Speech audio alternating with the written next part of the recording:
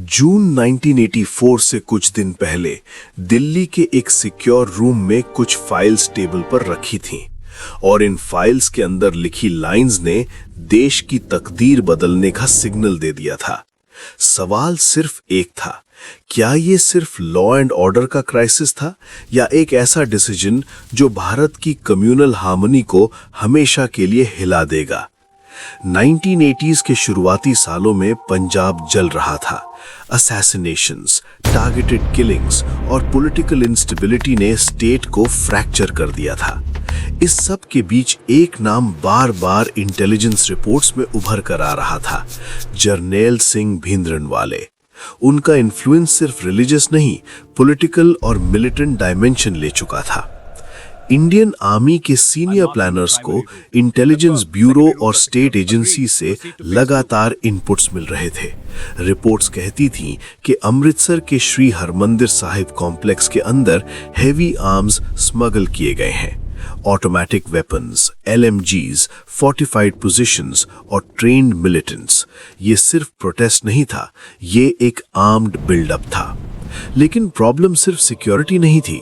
हरमंदिर साहिब, जिसे golden temple भी कहा जाता है, सिख धर्म का सबसे पवित्र स्थल है। अगर मिलिट्री एक्शन होता है तो इसका इमोशनल और कम्युनल इम्पैक्ट अंदाजा लगाना मुश्किल था। दिल्ली में मीटिंग्स पे मीटिंग्स हो रही थीं।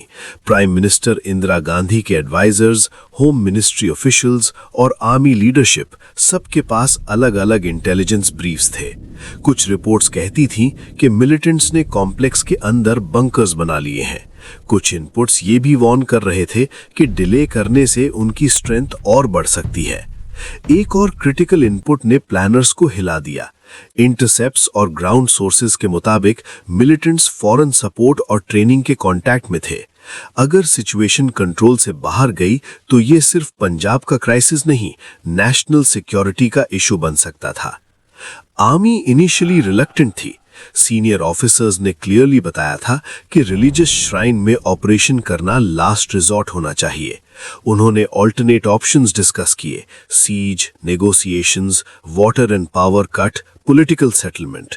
लेकिन हर दिन के साथ टारगेटेड किलिंग्स बढ़ रहे थे। Police officers, Hindu civilians, moderate Sikh leaders, सब निशाने पर थे। मई 1984 तक इंटेलिजेंस इनपुट्स और अलार्मिंग हो गए। रिपोर्ट्स इंडिकेट करती थीं कि मिलिटेंट्स ने अकाल तख्त के अंदर डिफेंसिव पोजीशन स्ट्रॉन्ग कर ली हैं।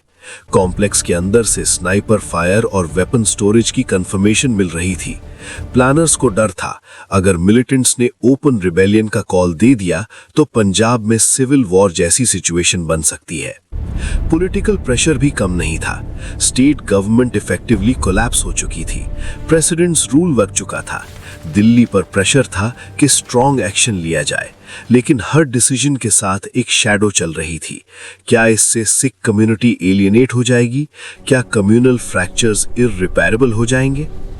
आर्मी प्लानर्स के सामने दो रास्ते थे। एक, वेट एंड नेगोशिएट, रिस्क लेते हुए कि मिलिटेंट्स और कंसोलिडेट हो जाए।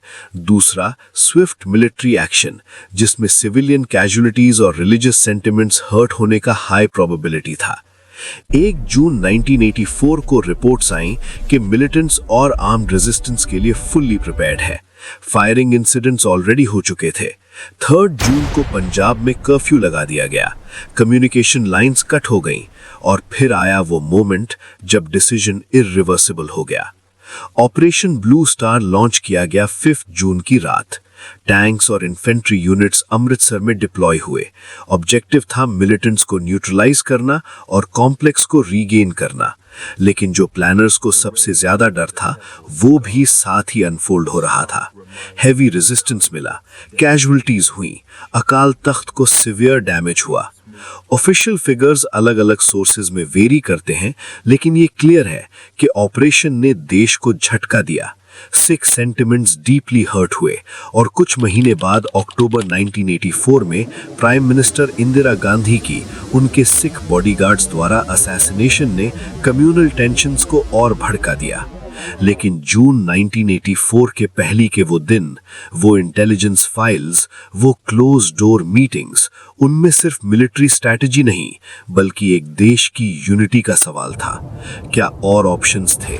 क्या वार्निंग साइंस को किसी और तरीके से हैंडल किया जा सकता था, या फिर situation already point of no return cross कर चुकी थी? हिस्ट्री अक्सर बैटलफील्ड पर नहीं, डिसीजन रूम्स में लिखी जाती है, और ऑपरेशन ब्लू स्टार से पहले जो इंटरनल इंटेलिजेंस इनपुट्स आए, उन्होंने सिर्फ एक ऑपरेशन नहीं बल्कि भारत की पॉलिटिकल स्टेबिलिटी और कम्युनल हार्मनी को एक एक्सप्लोसिव टर्निंग पॉइंट पर ला खड़ा किया। कभी कभी सबसे बड़ा धमाका गोलियों से नहीं होता बल्कि उन फैसलों से होता है जो अंधेरे कमरों में लिए जाते हैं और जिनकी गूंज पूरी पीढ़ियों तक सुनाई देती है।